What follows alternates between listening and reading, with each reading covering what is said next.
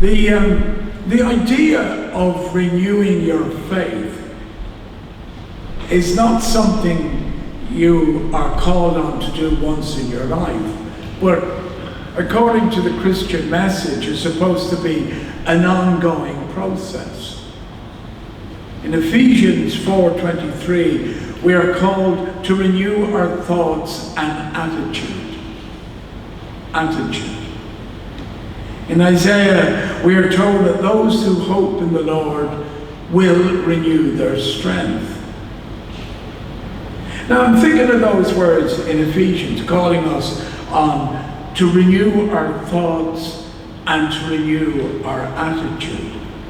Because immediately I saw that word attitude, I recall the campaign here in Belfast that's still ongoing, and it was around the title, Changing Attitudes in Northern Ireland. And as far as I know, that campaign is still running, Changing Attitudes. And what was it?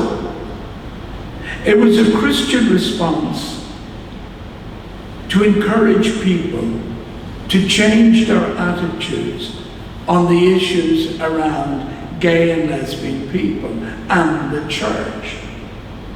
It was calling on the churches to change their attitudes, to be more inclusive towards people from the LGBT plus community.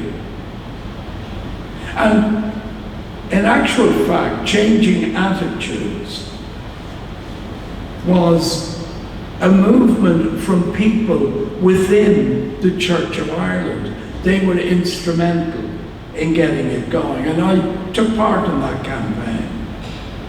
So that's why when I read that piece from Ephesians, that to renew your faith means changing your thoughts and changing your attitudes. When we talk about renewal, are we talking about us as individuals, or are we talking collectively? Us as a group of people, as a church, as a denomination? Changing attitudes was hoping that people from all Christian backgrounds would somehow see that their exclusive message was destructive of certain people within our communities. And what is changing attitudes according to Ephesians? Are we talking about social change on that occupies our hearts, how we feel towards others?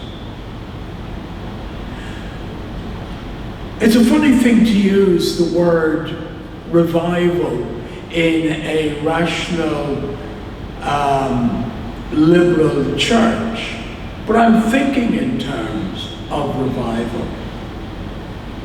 Now, in the past, there were many Christian revival movements, and they used to pitch large tents like a circus tent.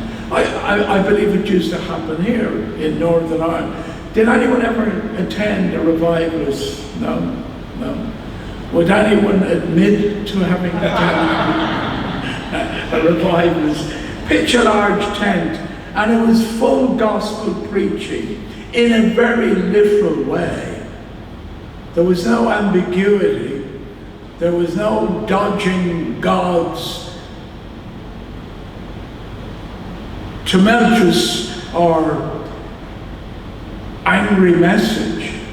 It was full-on preaching in a gospel and literal way.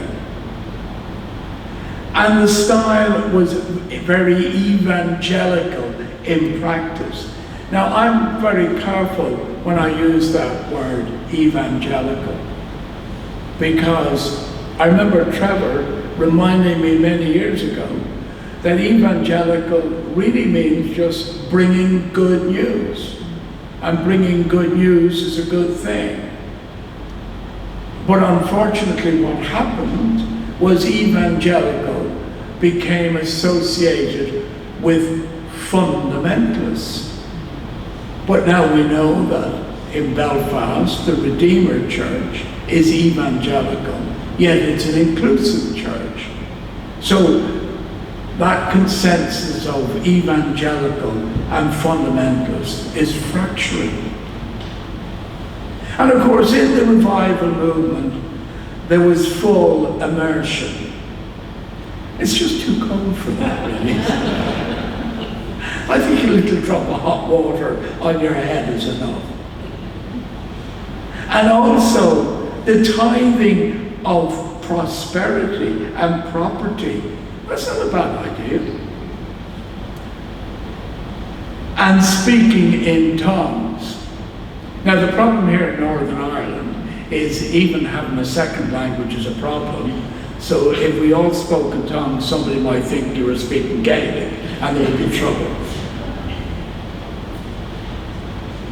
But I'm sure there is some of that still going on. And I don't think it would be reconciled to our liberal faith. But having said that, I do like the concept of revival.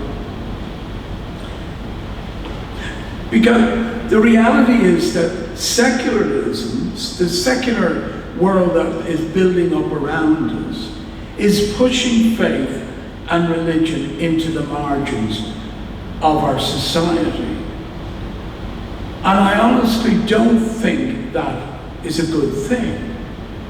The secular world suggests that religion should be a matter of private conscience and should not be in the public space. But as Norman reminded us earlier on, Bishop Desmond Tutu was very much in the public space. And his words were profound when he received the Nobel Peace Prize. So in that situation, Desmond Tutu and his fellow Christian ministers played a significant role in the destruction of apartheid in South Africa. Now, would it have been better if Desmond Tutu had stayed at home reading his prayers and his whatever? No, it was better that he was in the public space, despite the message of secularism.